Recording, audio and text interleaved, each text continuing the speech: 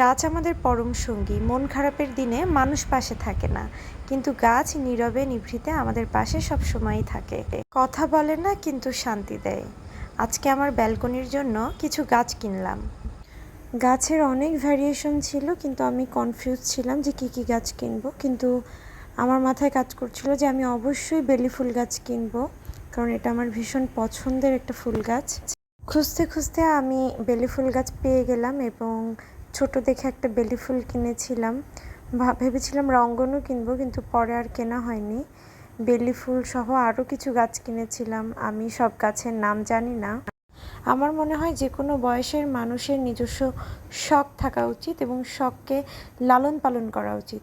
তাহলে মনও ভালো থাকে, জীবনও সহজ হয়ে যায় এবং সুন্দরভাবে কাটানো সম্ভব হয়। তো ইদানিং আমার শখের মধ্যে হচ্ছে গাছ কেনা, গাছকে পানি দেওয়া, ব্যালকনিতে রাখা, প্রতিদিন একবার করে এগুলো দেখা। এগুলো আমার ভীষণ আনন্দ দেয়, আত্মিক শান্তির একটা অন্যতম মাধ্যম হয়ে গিয়েছে। সন্ধ্যা হয়ে যাচ্ছিল, কিন্তু আমি বুঝতে পারছিলাম না কী গাছ কিনবো। তারপরেও আমি 5-6টা গাছ কিনেছিলাম। ক্ষুধা লেগে গেছিলো, পাশেই একটা ভালো রেস্টুরেন্ট ছিল ফুডিস নামে, আমি সেখানে চলে গিয়েছিলাম। অনেক দিন বাইরের খাবার খাওয়া হয় না, আমি ভাবলাম আজকে একটু নিজেকে ট্রিট দেওয়া উচিত। সো আমি চলে গিয়েছিলাম এবং মজার কিছু খাবার অর্ডার করেছিলাম, সেট মেনু। তো এই যে একা একা বসে নিজের সাথে কিছু সময় কাটালাম এবং কিছু খাবার খেলাম। আজকের দিনটা বেশ ভালোই কেটেছে।